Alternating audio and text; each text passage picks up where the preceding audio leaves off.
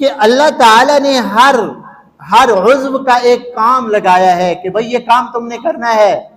آنکھوں کا کام دیکھنا، زبان کا کام بولنا، کانوں کا کام سننا، دل کا کیا کام ہے؟ جو مرکز ہے ہمارے جسم کا جو مرکز ہے، جس کے اوپر زندگی کا مدار ہے. اور یاد رکھیں کہ یہ دل بڑا اہم ہے. جب اللہ تعالیٰ نے حضرت آدم علیہ السلام کو پیدا فرمایا نا، ان کا جسم بنا دیا، ابھی تک روح نہیں ڈالی، اور جسم ایسے سویا ہوا تھا، رکھا ہوا تھا جسم حضرت آدم علیہ السلام کا. تو اللہ تعالیٰ نے فرشتوں سے فرمایا بھائی میں ایک مخلوق بنانے کا ارادہ کر رہا ہوں، ذرا دیکھو. تو فرشتے آتے. اب بعض روایات میں آتا ہے شیطان نے اندر گھس کے جو ہے نا معائنہ کیا، اس نے کہا اندر سے کھوکھلا ہے سارا، یہ کچھ بھی نہیں. ایسے نا ہماری نسوں کے اندر سوراخ ہے نا، کھوکھلے نسوں کے اندر خون چل رہا ہے، اندر سے خالی ہے انسان کا جسم. یہ تو ہمارے اندر کھانا پینا اور خون نسیں یہ بھری ہوئی ہے نا، اگر یہ چیزیں نہ ہوں تو سارا اندر سے کھوکھلا ہے. شیطان نے دل کے اندر گھسنے کی کوشش کی لیکن اس کو راستہ نہیں ملا، بند پایا. یہ جو ہم نے سنا ہے نا یہ پل صراط، حدیث پاک میں بھی آتا ہے نا پل صراط. کیسے ہے اس کی صفت؟ بال سے زیادہ باریک، تلوار سے زیادہ تیز. آپ صلی اللہ علیہ وسلم نے فرمایا یہ پل جہنم کے اوپر بچھا ہوا ہے. وَإِن مِّنكُمْ إِلَّا وَارِدُهَا، اللہ کا قرآن ہے وَإِن مِّنكُمْ إِلَّا وَارِدُهَا. صحابہ نے پوچھا یا رسول اللہ قیامت کے دن ہم آپ کو کہاں تلاش کریں؟ فرمایا ترازو کے پاس تلاش کرنا، جہاں اعمال کا وزن ہوگا. میں اپنی امت کے اعمال دیکھ رہا ہوں گا. محبوب اگر وہاں نہ آپ کو پائیں تو پھر کہاں پہ پائیں؟ فرمایا پل صراط کے اوپر مجھے دیکھ لینا، وہاں کھڑا ہو کے میں دعا کر رہوں گا اللہم سلم اللہم سلم، اللہ سلامتی کے ساتھ میری امت کو عبور کرا دینا. فرمایا وہاں ایسے کڑے لگے ہوئے ہیں، جیسے کڑے ہوتے ہیں نا ان کا منہ بنا ہوا ہوتا ہے. ہمارے یہ مزدور بھائی وہ بوریوں کو کھینچتے ہیں نا ایسے کڑا ڈال کے، تو فرمایا وہاں لوہے کے ایسے بڑے بڑے کڑے لگے ہوئے ہیں. تو جو مجرم لوگ وہاں سے جائیں گے پل صراط کے اوپر، اور جن کا اللہ کو منظور ہوگا جہنم میں گرنا، تو وہ کڑوں کے اندر اٹک جائیں گے اور وہ کڑے جو ہے ان کو گرا دیں گے، کھینچ کر ان کو جہنم کے اندر ڈال دیں گے. سنخوض معاركنا معهم وسنمضي جموعا ونستعينه ونستغفره ونؤمن به ونتوكل عليه ونعوذ بالله من شرور أنفسنا ومن سيئات أعمالنا. من يهده الله فلا مضل له ومن يضلله فلا هادي له. ونشهد أن لا إله إلا الله وحده لا شريك له.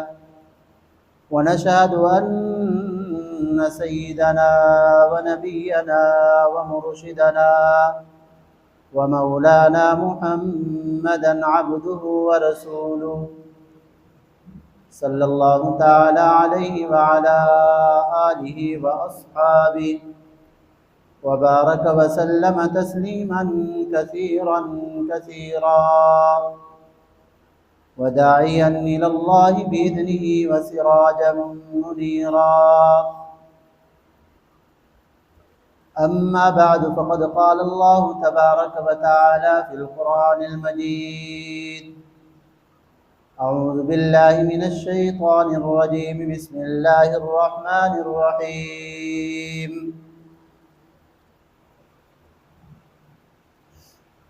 ما كان محمد أبا أحد من رجالكم ولكن رسول الله وخاتم النبيين وكان الله بكل شيء عليما.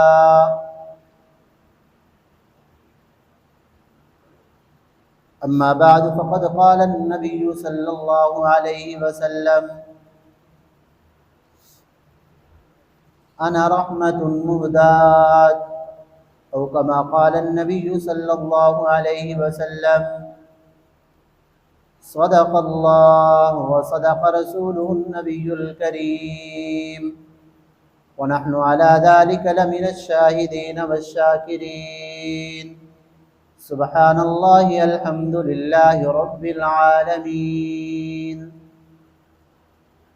سب حضرات ایک مرتبہ درود شریف پڑھیں۔ اللهم صل على محمد وعلى آل محمد كما صليت على إبراهيم وعلى آل إبراهيم إنك حميد مجيد۔ اللهم بارك على محمد وعلى آل محمد كما باركت على إبراهيم وعلى آل إبراهيم إنك حميد مجيد۔ اللهم صل على سيدنا ومولانا محمد وعلى آل سيدنا ومولانا محمد كلما ذكره الذاكرون وكلما غفل عن ذكره الغافلون۔ اللهم صل على محمد كما يليق بشانه۔ عزیزان محترم، آج 19 محرم الحرام سن 1446 ہجری جمعۃ المبارک کا دن ہے۔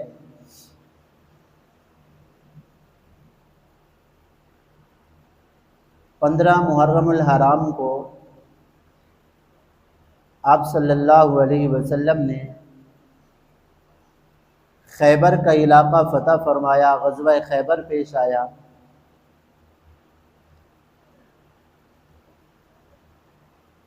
اور اس کے بعد پھر آپ صلی اللہ علیہ وسلم نے دعوتی خطوط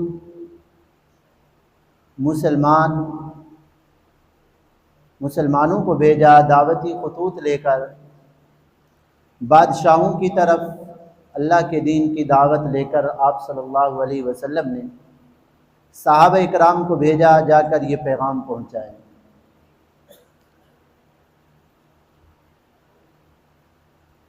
تو اس حوالے سے جب آپ صلی اللہ علیہ وسلم نے دعوتی خطوط بھیجے دنیا کے حکمرانوں کی طرف اور یہ پیغام دیا کہ میں اللہ کا آخری پیغمبر ہوں، اب قیامت اور ابد الآباد تک آپ صلی اللہ علیہ وسلم کی نبوت چلے گی۔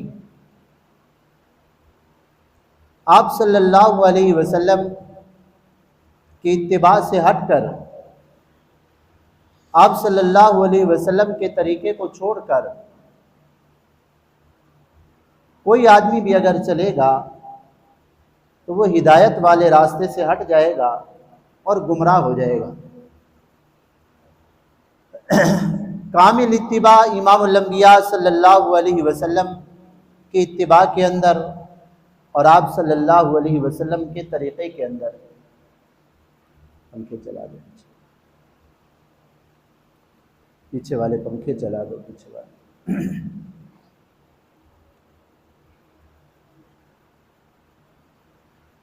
آپ صلی اللہ علیہ وسلم نے جب دین کی دعوت کا آغاز فرمایا، اللہ کی توحید کی دعوت دی،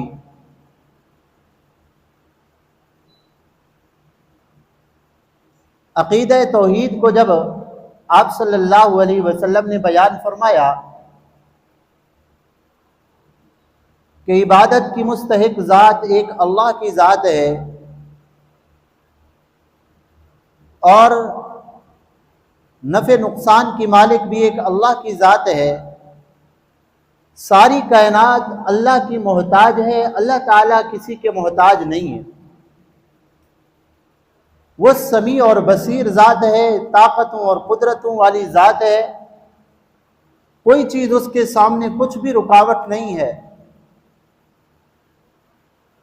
زمین کا ایک ذرہ بھی نہیں تھا، اللہ تبارک و تعالی نے بغیر کسی نمونے اور بغیر کسی مادے کے اللہ تعالیٰ نے اتنا بڑی زمین کو بچھا دیا، پانی کا ایک قطرہ بھی نہیں تھا، اللہ تعالیٰ نے سمندروں کے سمندر پیدا فرما دیے، اور پہاڑوں کے پہاڑ اللہ نے گاڑ دیے زمین کے اوپر، آسمان کو اللہ نے بچھا دیا، جو ہے نا چھت کے طور پر اللہ تعالیٰ نے آسمان کو قائم کر دیا،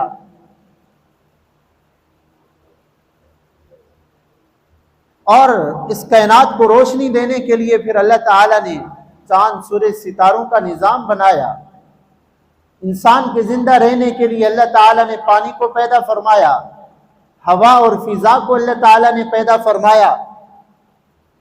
یہ ساری طاقتیں اور قدرتیں، سارا کام کرنے والی ایک اللہ کی ذات۔ وما قدر اللہ حق قدرہ، ایک ایک چیز سے اللہ کی معرفت اور پہچان حاصل ہوتی ہے اگر انسان غور و فکر کرے تو۔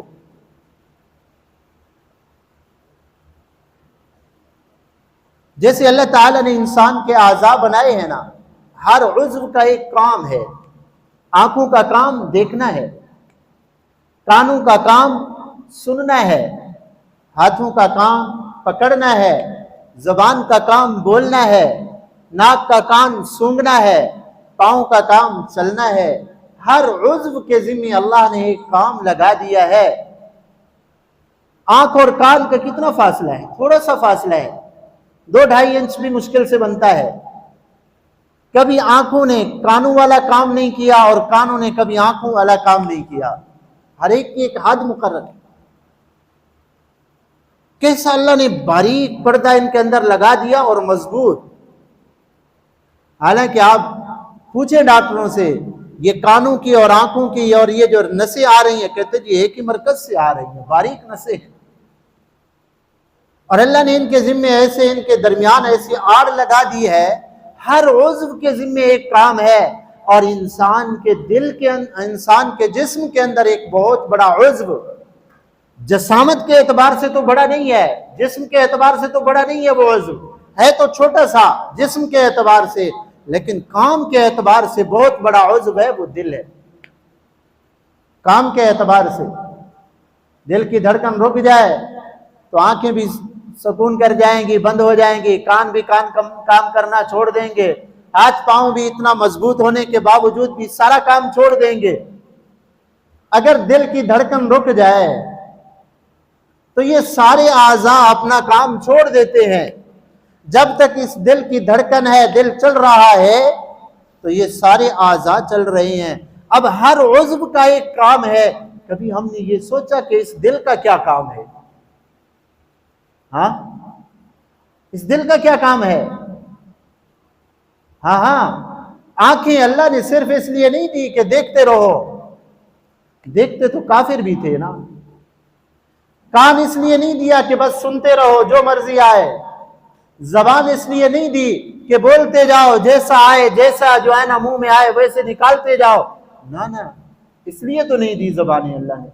اعضاء اس لیے نہیں دیے، اس کا ایک مقصد اور اس کی ایک حد اللہ تعالی نے متعین فرمائی ہے۔ ایسے استعمال کرو جیسے اللہ چاہتے ہیں، کانوں کو اور آنکھوں کو اور زبان کو جیسے وہ مالک چاہتے ہیں ویسے استعمال کرو، تو پھر اسی استعمال کی وجہ سے تو مسلمان اور کافر میں فرق ہوتا ہے۔ لَهُمْ قُلُوبٌ لَا يَفْقَهُونَ بِهَا وَلَهُمْ أَعْيُنٌ لَا يُبْصِرُونَ بِهَا وَلَهُمْ آذَانٌ لَا يَسْمَعُونَ بِهَا۔ اللہ تعالیٰ فرماتے ہیں کہ ہم نے آنکھیں کافروں کو بھی دی تھی، ہم نے جو ہے کان کافروں کو بھی دیے تھے، اور ہم نے زبان کافروں کو بھی دی تھی، اور دل کافروں کے بھی تھے، لیکن انہوں نے وہ کام نہیں لیا جس کام کے لیے اللہ نے ان اعضاء کو متعین کیا تھا۔ اولئک کالانعام، وہ جانور ہیں، بل ہم اضل، بلکہ اس سے بھی بدتر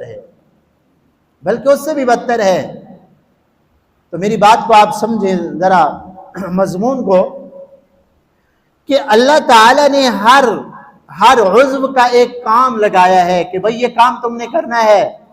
آنکھوں کا کام دیکھنا، زبان کا کام بولنا، کانوں کا کام سننا، دل کا کیا کام ہے؟ جو مرکز ہے ہمارے جسم کا جو مرکز ہے، جس کے اوپر زندگی کا مدار ہے، اور یاد رکھیں کہ یہ دل بڑا اہم ہے۔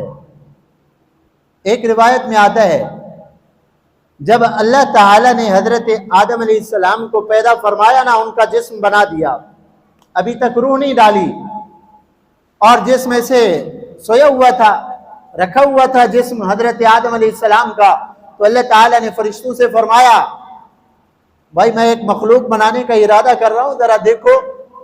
تو فرشتے آتے، حضرت آدم علیہ السلام کا ہاتھ 70 ہاتھ، ان کا قد 70 ہاتھ تھا، ایک ہاتھ اتنا بڑا ہوتا ہے، اتنا لمبا قد تھا حضرت آدم علیہ السلام کا۔ تو اللہ تعالیٰ نے فرمایا میں ایک مخلوق بنا رہا ہوں، ذرا دیکھو۔ فرشتے جاتے، دیکھتے کہ بڑی عجیب مخلوق ہے، حیران ہوتے۔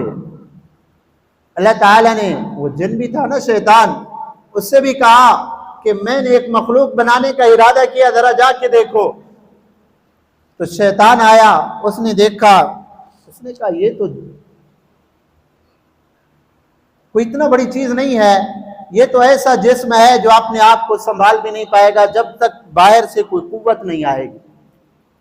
باہر سے جب تک اس جسم کے اندر کوئی قوت نہیں آئے گی، یہ انسان، یہ جو مخلوق ہے اپنے جسم کو بھی نہیں سنبھال سکے گی۔ باہر سے کیا چیز آتی ہے؟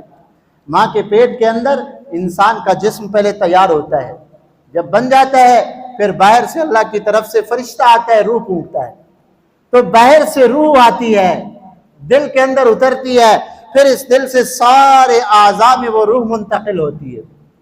اب بعض روایات میں آتا ہے شیطان نے اندر گھس کے جو ہے نا معائنہ کیا، اس نے کہا اندر سے کھوکھلا ہے سارا، یہ کچھ بھی نہیں۔ ایسے نا ہماری نسوں کے اندر سوراخ ہے نا، کھوکھلے نسوں کے اندر خون چل رہا ہے، اندر سے خالی ہے انسان کا جسم۔ یہ تو ہمارے اندر کھانا پینا اور خون نسیں یہ بھری ہوئی ہے نا، اگر یہ چیزیں نہ ہوں تو سارا اندر سے کھوکھلا ہے۔ شیطان نے دل کے اندر گھسنے کی کوشش کی لیکن اس کو راستہ نہیں ملا، بند پایا۔ اس نے کہا باقی تو اس کے اعضاء کے اندر، باقی تو اس کے جسم کے اندر اتنی وہ چیز نہیں ہے، اگر ہے تو یہ ایک کوٹھڑی ہے اندر چھوٹی سی، اس کے اندر کچھ ہے تو اسی کے اندر ہوگا، باقی کہیں بھی نہیں ہے کچھ۔ تو اللہ نے، اللہ کی توحید کا پیغام آپ صلی اللہ علیہ وسلم لے کر آئے ہیں۔ توحید والا عقیدہ بڑا انقلابی عقیدہ ہے کہ ساری کائنات اللہ کی محتاج ہے، پیدا ہونے میں بھی اور زندہ رہنے میں بھی ایک اللہ کی ذات ہے جو کسی کی محتاج نہیں ہے۔ اب اللہ نے ہر عضو کا ایک کام ذمہ لگایا، میری بات سمجھیں، آنکھوں کا کام الگ ہے، کانوں کا کام الگ ہے، دل کا کیا کام ہے؟ دل کا کام ہے کہ اس دل کے اندر اللہ کی محبت ہو، بس اللہ کی محبت کے پھر جو تقاضے ہیں، جن جن سے اللہ تعالیٰ فرمائے گا کہ تم ان سے محبت کرنی ہے، اب وہ دل کے اندر آٹومیٹک آ جائے گی۔ جب اللہ کی محبت آ جائے گی، انبیاء کی محبت آ جائے گی، کتب کی محبت آ جائے گی، رسولوں کی محبت آ جائے گی، اور جنت اور جہنم کا شوق دل کے اندر جو ہے نا، جہنم سے بچنے کا، جنت میں جانے کا شوق پیدا ہو جائے گا، تو دل اصل میں مرکز ہے اللہ کی محبت کا۔ اسی لیے کیا فرمایا؟ الا بذکر اللہ تطمئن القلوب، الا بذکر اللہ تطمئن القلوب، دلوں کا اطمینان اور دلوں کو سکون اور دلوں کو جو قرار آئے گا، دل کو جب اپنا مقصد ملے گا، دل کو تب کام آئے گا، قرار آئے گا۔ دل کا مقصد ہے اللہ کی محبت۔ جس دل کے اندر اللہ کی محبت آ جائے گی، اللہ کی توحید سما جائے گی، دل سے یقین کر لے گا، دل سے یقین کر لے گا لا الہ الا اللہ، دل سے یقین کرنا ہے۔ آج ہم زبانی کلمہ پڑھتے ہیں، یہ لا الہ الا اللہ محمد الرسول اللہ، یہ کلمہ آسان ہے مشکل ہے؟ ہاں بھائی، یہ کلمہ پڑھنا آسان ہے مشکل ہے؟ چھوٹا معصوم بچہ جس کی زبان ابھی کھل رہی ہو، آپ اس کو بھی سکھائیں لا الہ الا اللہ محمد الرسول اللہ، وہ بھی سیکھ جاتا ہے، 10 دن کے بعد بچہ بھی یاد کر لیتا ہے اس کلمے کو۔ تو یہ کلمہ اتنا مشکل تو نہیں تھا، یہ کلمہ اتنا بھاری تو نہیں تھا، اور یہ کلمہ اتنا جو ہے نا سخت نہیں تھا کہ جس کی وجہ سے ابو جہل اس کلمے سے بھاگتا تھا۔ کیوں بھاگتا تھا؟ عتبہ شیبہ اس کلمے سے کیوں بھاگتے تھے؟ کیا کفار وہ عربی النسل تھے؟ کیا یہ کلمہ ادا نہیں کر سکتے تھے جو ہم اپنی زبانوں کے اوپر ادا کرتے ہیں؟ لا الہ الا اللہ محمد الرسول اللہ، کلمہ صرف زبانی الفاظ کا نام نہیں ہے، کلمہ تو دل کے اعتقاد کا نام ہے۔ یہ بھول میں نہ رہنا کہ صرف زبانی کلمہ پڑھنے سے آدمی مسلمان ہوتا ہے، خیال کرنا زبانی تو منافق بھی پڑھتے تھے، نہیں پڑھتے تھے۔ لا الہ الا اللہ محمد الرسول اللہ منافقین بھی تو زبان سے پڑھتے تھے نا، نہیں پڑھتے تھے، وہ پڑھتے تھے منافقین، لیکن یہ کلمہ ان کے دل کے اندر اعتقاد پیدا نہیں کرتا تھا، دل کے اندر اللہ کی توحید کا یقین نہیں تھا، دل کے اندر امام الانبیاء صلی اللہ علیہ وسلم کی رسالت کا یقین نہیں تھا۔ یہ لا الہ الا اللہ محمد الرسول اللہ اللہ کے ساتھ ایک عہد ہے، ایک اقرار ہے، ایک عہد ہے، اقرار ہے۔ ابو جہل جانتا تھا کہ جب میں پڑھ لوں گا لا الہ الا اللہ محمد الرسول اللہ، یہ جو 360 رکھے ہوئے ہیں یا دل کے اندر ہم نے ہزاروں کو بٹھایا ہوا ہے کہ اس کے بغیر بھی کچھ نہیں چلتی، اس کے بغیر بھی زندگی نہیں ہوتی، اس کے بغیر بھی ہم نہیں چل سکتے، یہ سارے جھوٹے ہیلے بہانے ہیں۔ ہاں، ایک اللہ کی ذات ہے جس کو چھوڑ کر ہماری دنیا آخرت برباد ہو سکتی ہے، نہیں چل سکتے۔ ایک اللہ کی ذات کو چھوڑ کر انسان کی دنیا آخرت تباہ ہو سکتی ہے۔ یہ پیغام تھا آپ صلی اللہ علیہ وسلم کا، توحید کا، لا الہ الا اللہ محمد الرسول اللہ۔ سب کی نفی کرو، کسی کے پاس کوئی طاقت، کوئی قوت اور کسی کے پاس کچھ کرنے کی طاقت نہیں ہے، الا اللہ، ایک اللہ کی ذات کرنے والی ہے۔ وَإِلَٰهُكُمْ إِلَٰهٌ وَاحِدٌ، ایک اللہ کی ذات ہے جو معبود برحق ہے، جس کے سامنے سر جھکانا ہے، جس کی آواز، جس کے اعلان کے اوپر، جس کی دعوت کے اوپر ہم نے لبیک کہنا ہے۔ یہ اعتقاد تھا۔ آپ صلی اللہ علیہ وسلم نے یہ پیغام دیا کہ جب اللہ کا بلاوا آئے، جب اللہ کے حکم کا تقاضا ہو، جب اللہ کی طرف سے کوئی حکم آ جائے، اپنی ساری چیزوں کو چھوڑ کر اللہ کی دعوت پہ لبیک کہنا ہے، اپنی ساری چیزوں کو چھوڑ دینا ہے، ایک اللہ کے اوپر اعتقاد کرنا ہے، ایک اللہ کو مشکل کشا حاجت روا ماننا ہے، ایک اللہ کی مرضی کے مطابق تم نے زندگی گزارنا۔ یہ کلمے کا حقیقی مقصد۔ ہمارے بھائی آتے ہیں نا، سادے الفاظ میں کہتے ہیں اللہ سے سب کچھ ہونے کا یقین، بڑی پیاری بات کہتے ہیں، اللہ کی قسم دل میں اترتی ہے۔ اللہ سے سب کچھ ہونے کا یقین، اللہ کے ارادے کے بغیر مخلوق سے ذرا برابر بھی کچھ نہ ہونے کا یقین ہمارے دلوں میں آ جائے، یہ کلمے کا مقصد ہے۔ ساری دنیا جمع ہو جائے نقصان پہنچانے کے اوپر۔ ابن عباس رضی اللہ تعالی عنہ آپ صلی اللہ علیہ وسلم کے چچا زاد بھائی ہیں اور پیچھے سواری کے پیچھے بیٹھے ہیں۔ آپ صلی اللہ علیہ وسلم نے فرمایا یا غلام، یا فرمایا یا بنیا، میرے بیٹے۔ انہوں نے عرض کیا لبیک یا رسول اللہ، اللہ کے رسول میں حاضر ہوں، آپ ارشاد فرمائیے۔ فرمایا بیٹا، میں تمہیں چند کلمات سکھاتا ہوں، ان کو یاد کر لو، اللہ تمہاری حفاظت کرے گا، تم ان کو محفوظ کر لو، اللہ تمہاری حفاظت فرمائے گا اور اللہ کو ہر وقت اپنے سامنے پاؤ گے۔ پھر فرمایا میرے بیٹے یہ یقین کرو، اگر ساری دنیا کی مخلوق تمہیں نفع پہنچانے کے اوپر آئے، ساری دنیا چاہتی ہو کہ اس کا فائدہ ہو جائے، اس کا فائدہ ہو جائے، لیکن اللہ نے تمہارے مقدر میں نہ لکھا ہو تو تمہیں ذرا برابر بھی فائدہ نہیں پہنچا سکتے، ذرا برابر۔ اور اگر ساری مخلوق جمع ہو جائے تمہیں نقصان پہنچانے کے اوپر اور اللہ نے تمہیں تمہارے مقدر میں نہ لکھا ہو تو ساری مخلوق تمہیں نقصان نہیں پہنچا سکتی۔ بیٹا یہ اعتقاد بنا لو، اب یہ اعتقاد ہوگا اللہ کی نصرت اور مدد کو اپنے سامنے پاؤ گے۔ آج اللہ کی قسم ہم نے اللہ کی توحید کو اپنے دل سے نہیں سمجھا، در در کی ٹھوکریں کھا رہے ہیں، دھکے کھا رہے ہیں در در کے، اور اللہ کی دعوت، اللہ کے دین کو چھوڑ دیا ہم نے۔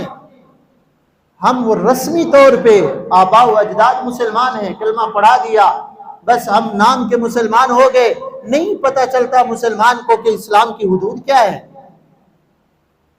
یہ جو ہم نے سنا ہے نا، یہ پل صراط، حدیث پاک میں بھی آتا ہے نا، پل صراط کیسے ہے اس کی صفت؟ بال سے زیادہ باریک، تلوار سے زیادہ تیز۔ पुल सिरात बाल से ज्यादा बारीक, तलवार से ज्यादा तेज है, और जहन्नम के ऊपर ये पुल बिछा हुआ है, और इस पुल से उबूर होके जाना है। आप सल्लल्लाहु अलैहि वसल्लम ने फरमाया ये पुल जहन्नम के ऊपर बिछा हुआ है। वइन मिनकुम इल्ला वारिदुहा, अल्लाह का कुरान है, वइन मिनकुम इल्ला वारिदुहा। सहाबा ने पूछा या रसूलल्लाह क़यामत के दिन हम आपको कहां तलाश करें? फरमाया तराजू के पास तलाश करना, जहां आमाल का वजन होगा। मैं अपनी उम्मत के आमाल देख रहा हूँगा। महबूब अगर वहां न आपको पाए तो फिर कहां पे पाए? फरमाया पुल सिरात के ऊपर मुझे देख लेना, वहां खड़ा होकर मैं दुआ कर रहूंगा, अल्लाहुम्मा सल्लिम अल्लाहुम्मा सल्लिम, अल्लाह सलामती के साथ मेरी उम्मत को अबूर करा देना। फरमाया वहां ऐसे कड़े लगे हुए हैं, जैसे कड़े होते हैं ना, उनका मुंह बना हुआ होता है। हमारे ये मजदूर भाई वो बोरियों को खींचते हैं ना ऐसे कड़ा डाल के, तो फरमाया वहां लोहे के ऐसे बड़े बड़े कड़े लगे हुए हैं। तो जो मुजरिम लोग वहां से जाएंगे पुल सिरात के ऊपर, और जिनका अल्लाह को मंजूर होगा जहन्नम में गिरना, तो वो कड़ों के अंदर अटक जाएंगे, और वो कड़े जो है उनको गिरा देंगे, खींच कर उनको जहन्नम के अंदर डाल देंगे। ये पुल सिरात बाल से ज्यादा बारीक, तलवार से ज्यादा तेज। इस पुल सिरात क्या चीज है? ये ऐसी पुल अगर दुनिया के अंदर हो, बाल चलो बाल ना हो, 1 फुट चौड़ी पुल हो, 1 फुट, उस पर भी आदमी नहीं गुजर सकता।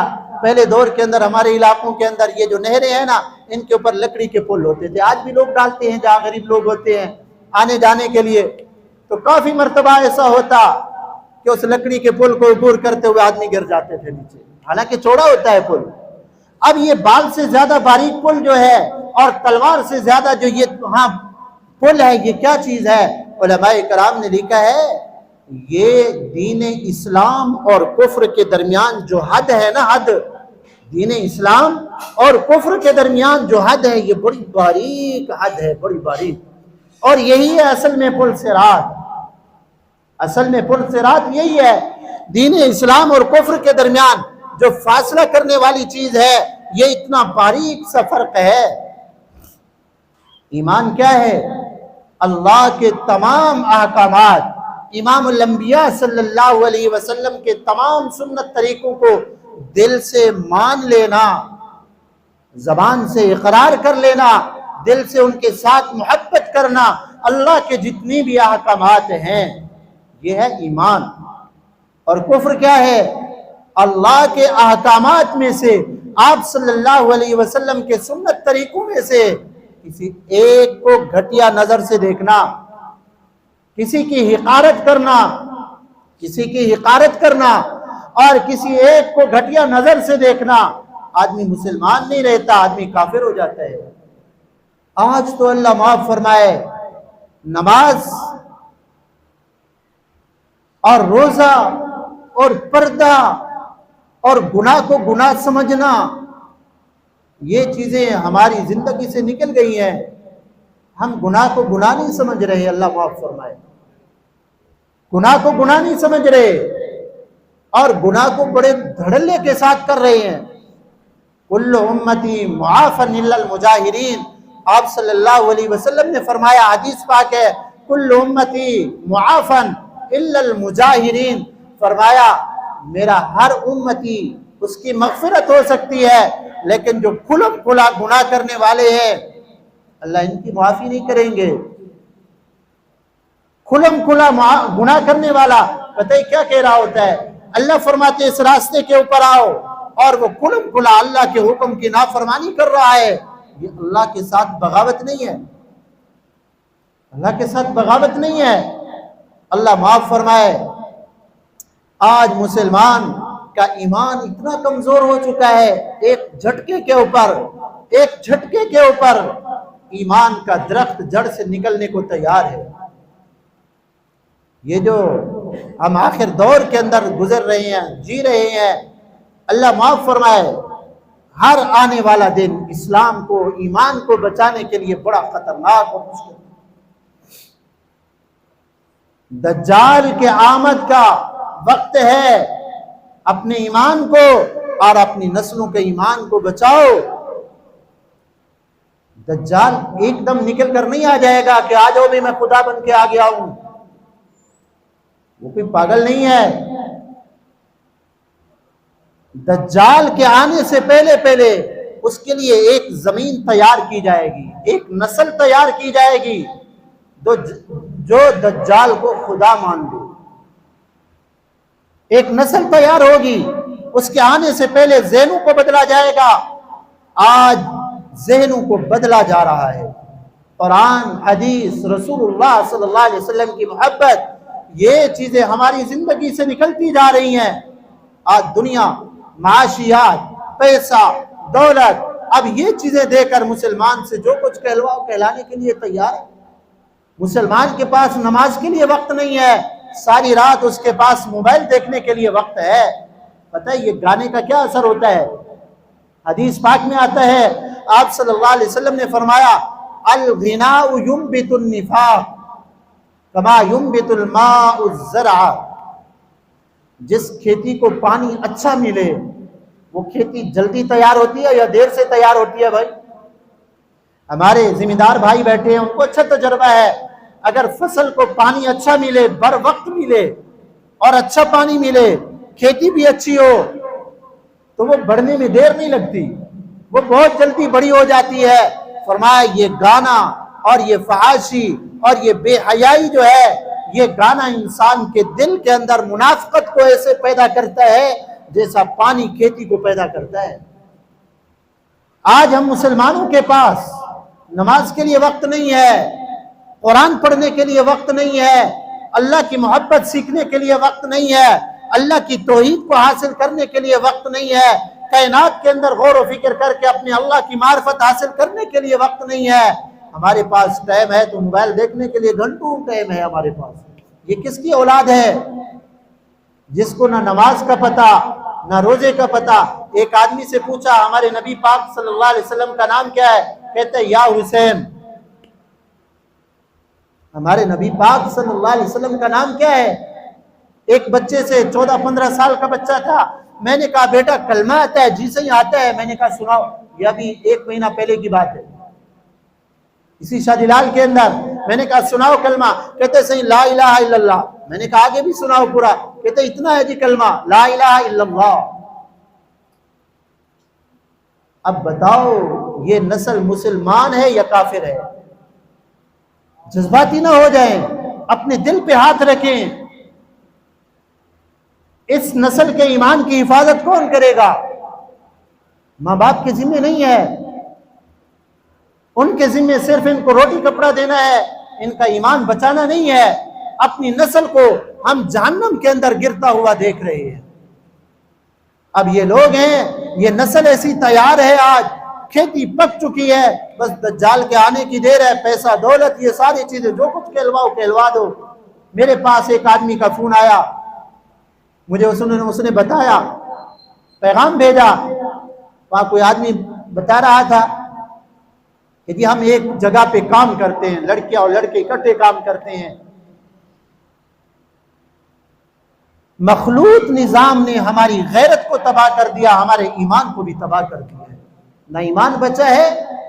آج یونیورسٹی اور کالجوں کے اندر یہ کہنے کی ضرورت ہے کہ وہاں برائی ہوتی ہے، کسی کو پتہ نہیں ہے وہاں پہ کیا ہوتا ہے۔ نہ پردہ ہے، نہ غیرت ہے، نہ نماز ہے، نہ ایمان ہے، نہ قرآن ہے، نہ حدیث ہے، اور نہ اپنے ایمان کی فکر ہے۔ اللہ ماشاء اللہ، چند ہزاروں میں کوئی ایک آدھ ایسا ہوگا جو وہاں سے اپنے ایمان کو بچا کے آئے۔ بات سنیں، بڑی عجیب بات ہے کہ اس نے مجھے کہا کہ جی ہم ایک ادارے میں کام کرتے ہیں، مرد عورتیں اکٹھے کام کرتے ہیں، وہاں ہمیں یہ سکھایا پڑھایا جاتا ہے کہ بھائی شیطان ہمارا دوست ہے، اللہ ہمارا دشمن ہے۔ بھائی کیوں؟ بھائی دیکھو، شیطان ہمیں آزادی دیتا ہے، دل میں جو آئے کرو، شیطان کہتا ہے کرو کرو، ہاں گھومو پھرو، کوئی تمہارے اوپر پابندی نہیں، آزادی آزادی۔ شیطان ہمیں آزادی دیتا ہے، اللہ ہمارے اوپر پابندی لگاتا ہے، ہمیں غلامی سکھاتا ہے، یہ نہ کرو یہ نہ کرو یہ نہ کرو۔ جو ہمیں آزادی دے گا، آزادی تو اچھی چیز ہے۔ کیسا شیطانی نعرہ ہے۔ اس نے میرے ساتھ جو ہے نا کوئی 15-20 منٹ کا جو ہے نا اس نے میسج کیا تھا مجھے، پیغام پہنچایا تھا. کہا کہ اللہ تعالیٰ نے حضرت آدم علیہ السلام کو جنت کے اندر روک دیا تھا, ایک پھل کے قریب نہ جاؤ, درخت کے قریب. وہ پھل کس کا تھا؟ اس نے کہا وہ پھل تھا عقل اور شعور کا, کہ اگر آدم علیہ السلام پھل کھا لیتے تو ان کے اندر عقل اور شعور پیدا ہو جاتا, وہ اللہ کی ہر بات پہ لبیک نہ کہتے, غلامی کی زندگی نہ گزارتے. اس لیے اللہ چاہتے تھے کہ یہ میرے غلام بن کے رہے. یہ سی کفریہ باتیں ساری کی ساری. میرے پاس پیغام بھیجا. اب میں نے کہا اس بندے کو میں کیا کہوں؟ میں نے اللہ کا نام لے کر اس کو سب سے پہلے میں نے کہا بیٹا آپ یہ سمجھو, یہ پہلے بتاؤ کہ ہمیں پیدا کس نے کیا ہے, اس کائنات کو کس نے پیدا کیا ہے. ہمارا یہ عقیدہ اسلام کا سب سے بنیادی عقیدہ کہ خالق اور مالک اللہ کی ذات ہے, ساری کائنات کو بنانے والی ایک اللہ کی ذات ہے, ہم اللہ کی ملکیت ہے, اللہ ہمارے خالق و مالک ہیں. جب یہ بات آئی ذہن کے اندر کہ اللہ ہمارے دشمن اور شیطان ہمارا دوست, میں نے کہا آدمی کافر ہو جاتا, مسلمان نہیں رہتا میرا بیٹا, ایمان چلا گیا. اور اس کے بعد میں نے کہا یہ اس کا کوئی ثبوت کہ وہ درخت جو حضرت آدم علیہ السلام کا جو ہے نا روکا گیا تھا عقل شعور کا تھا, یہ خالی دعویٰ ہے. ہر بات کے جو ہے نا ثبوت کے لیے کوئی دلیل ہونی چاہیے, کوئی قرآن حدیث نہیں ہے. میں نے کہا پھر میں نے اس کو سمجھایا اچھے طریقے. میں نے کہا اپنے ایمان کی حفاظت کرو. پھر چند دنوں کے بعد ان کا شکریہ کا میسج آیا کہ ہمارے ایمان کو آپ نے بچایا. تو عرض کرنے کا کیا مقصد ہے کہ ہماری نوجوان نسل تباہ ہو رہی ہے. اسی لیے اللہ تعالیٰ نے فرمایا یا ایھا الذین آمنوا قوا انفسکم واہلیکم نارا, ایمان والو اپنے آپ کو بھی بچاؤ, اپنی اولاد کو بھی بچاؤ جہنم کی آگ سے. پڑھاؤ, دنیا کی تعلیم دو اپنی اولاد کو, لیکن اس سے پہلے ان کو کم از کم مسلمان تو بناؤ. کیا صرف زبان سے اور نام کے مسلمان ہو کر ہم جنت میں جا سکتے ہیں؟ ذرا دل پہ ہاتھ رکھ کے بتائے. اگر صرف آدمی نام کا مسلمان ہو, نماز بھی نہیں ہے, روزہ بھی نہیں ہے, حج بھی نہیں ہے, کبھی قرآن کو اٹھا کے اس نے پڑھا بھی نہیں ہے, کبھی سورہ فاتحہ کا ترجمہ سیکھنے کی بھی کوشش نہیں کی, اور کبھی اللہ کے حکم کی عظمت دل کے اندر نہیں آئی, نام کا صرف مسلمان ہے, کیا جنت میں جانے کے لیے کافی ہے یہ چیز؟ اب اس نسل کی فکر کون کرے گا؟ آئے دن اللہ معاف فرمائے نئے نئے فتنے, آئے دن نئے نئے فتنے. ہمارے اسلام اور مسلمانوں کو مٹانے کا ہر حربہ استعمال کیا جائے. سب سے پہلے یہ کوشش کی جا رہی ہے علماء سے عوام کو کاٹ دیا جائے, علماء سے عوام کو کاٹ دیا جائے. مشکوٰۃ شریف میں پرسوں ہم حدیث پڑھ رہے تھے, آپ صلی اللہ علیہ وسلم نے ارشاد فرمایا, قربان جائیے کیا آپ صلی اللہ علیہ وسلم کی خیر خواہی ہے, کیسے پیارے انداز سے آقا سمجھاتے ہیں. فرمایا بیٹا ایک آدمی جنگل میں جا رہا ہو اور جنگل کے اندر بھیڑیے بھی ہوتے ہیں اور عموماً بکریوں کو چرا کے لے جاتے ہیں. جو بکری, یہ تین چیزیں آقا نے ارشاد فرمائی, جو بکری اپنے ریوڑ سے نفرت کے طور پر کہ میں ان کے ساتھ کیوں جاؤں, میں الگ, نفرت کے طور پر اس ریوڑ سے الگ ہو جائے گی, اور ریوڑ ایک طرف جا رہا ہے, بکری پیچھے الگ ہو گئی نفرت کر کے, اس کو بھی بھیڑیا کھا جائے گا. اور جو گھاس اور پانی کی تلاش میں اپنے ریوڑ سے الگ ہو جائے گی اور دور نکل جائے گی, مالک کی نظروں سے اوجھل ہو جائے گی, بھیڑیا اس کو بھی کھا جائے گا. اور جو سستی کی وجہ سے پیچھے رہ جائے گی, فرمایا بھیڑیا اس کو بھی کھا جائے گا. یہ تین بکریوں کا نام لیا, القاسیہ, الشاذہ, الفاذہ, حدیث کے الفاظ ہے. مشکوٰۃ شریف میں یہ حدیث ہے. فرمایا تین قسم کی بکریوں کو جو ہے نا یہ بھیڑیا کھا جاتا ہے. فرمایا ان ذئب الانسان الشیطان, انسان کا بھیڑیا شیطان ہے. علیکم بالجماعہ, مسلمانوں کی جو جماعت ہے حق جماعت, اس کے ساتھ رہو, اس سے الگ نہ ہو جاؤ. ہاں مسلمانوں کی جماعت ہے, انسان ہے, کمی کوتاہیاں ہوں گی, لیکن جماعت کو نہ چھوڑنا, حق والوں کو نہ چھوڑنا, الگ نہ ہو جانا. فرمایا اگر تم یہ کہو کہ یہ سارے کسی کام کے نہیں ہیں, یہ ساری جماعت ایک طرف, ہاں میں ٹھیک ہوں, فرمایا الگ ہو جاؤ گے تو شیطان کا شکار ہو جاؤ گے، شیطان کا شکار ہو جاؤ گے۔ اور اسی طرح سستی کی وجہ سے مسلمان اعمال کر رہے ہیں، تم اعمال میں پیچھے رہ جاؤ گے تو آہستہ آہستہ شیطان اعمال سے نکالتا آہستہ آہستہ ایمان سے بھی تمہیں دور کر دے گا۔ اور فرمایا اگر تم اپنی تحقیقات کی وجہ سے، ہاں جی ہم نئی تحقیق پیش کر رہے ہیں، آ جاتے ہیں نا جی نئے محقق، نئی روشنی، بھائی روشنی کا دور ہے، اللہ معاف فرمائے، میں تو کہتا ہوں آج تاریکی کا دور ہے، روشنی کا دور وہ ہے جو امام الانبیاء صلی اللہ علیہ وسلم دے کر گئے ہیں۔ آقا جو روشنی ہمیں دے کر گئے ہیں قرآن و حدیث کے ذریعے سے، یہ روشنی ہے۔ اس نظام کو چھوڑ کر انسان تاریکی میں جاتا ہے، روشنی نہیں ملتی اس کو۔ فرمایا حق جماعت کے ساتھ رہو ورنہ شیطان تمہیں گمراہ کر دے گا، وہ دیر نہیں لگائے گا تمہیں گمراہ کرنے کی۔ تو آج سب سے زیادہ ضرورت یہ ہے کہ علماء کے ساتھ عوام جڑے، ان سے اپنا ایمان سیکھے، اپنا دین سیکھے اور اپنے مسائل رکھے ان کے ساتھ، قرآن و حدیث ان سے سیکھے۔ جس دل کے اندر قرآن آ جاتا ہے، اللہ کی توحید آ جاتی ہے، وہاں سے کفر نکل جاتا ہے۔ آج سب سے بڑی کوشش یہ کی جا رہی ہے کہ عوام کو علماء سے کاٹ دیا جائے، الگ کر دیا جائے، فلاں مولوی ایسا، فلاں مولوی ایسا، فلاں نے یہ کیا، مولویوں نے یہ تباہ کر دیا مولویوں نے تباہ کر دیا ہے۔ ہاں اس ملک کے بنانے میں قربانیاں کن کی تھیں؟ اور بچہ پیدا ہو جاتا ہے تو اللہ اکبر کی صدائیں کن کے منہ سے نکل کر بچے کے دل کے اندر جاتی ہیں؟ نکاح پڑھانے کا وقت آتا ہے تو حلال اولاد جننے کے لیے کس کا سہارا ڈھونڈا جاتا ہے؟ اور نماز جنازے کا وقت آتا ہے کس کو تلاش کیا جاتا ہے؟ ڈاکٹر صاحب کو، انجینئر صاحب کو یا مولوی صاحب کو؟ ہاں انہوں نے ملک کا بیڑا غرق کیا، اللہ معاف فرمائے، عوام کو انہوں نے تباہ کیا جو قدم قدم کے اوپر تمہارے ایمان کے محافظ ہیں۔ جاؤ ان علاقوں میں جا کر دیکھو جہاں سے علماء کو ختم کر دیا گیا، مدارس کو ختم کر دیا گیا، آج وہاں جن کے آباء و اجداد صحابہ اکرام سے ان کی نسلیں ملتی تھیں، آج قرطبہ اور وہاں جا کر دیکھو وہاں عیسائی بچے پیدا ہو رہے ہیں، نسل ہی بدل گئی۔ کوشش کی جا رہی ہے مدارس دہشت گرد، مدارس یہ، اللہ کی قسم اٹھا کر کہتا ہوں آج تک کسی ایک مدرسے کے اندر بھی قتل کا واقعہ نہیں پیش آیا۔ دکھاؤ ہمارے مدارس کے اندر سندھی بچے، پٹھان بچے، پشتو بچے اور جو ہے نا سرائکی بچے، مختلف قومیں پڑھ رہی ہوتی ہیں، ایک ہی برتن سے ہم کھانا کھاتے آئے ہیں، ایک ہی برتن سے۔ ایسی محبت کا درس دیا جاتا ہے، قرآن و حدیث پڑھایا جاتا ہے، محبت کا درس، اللہ کی اطاعت فرما برداری کا درس، یہ دہشت گردی ہے۔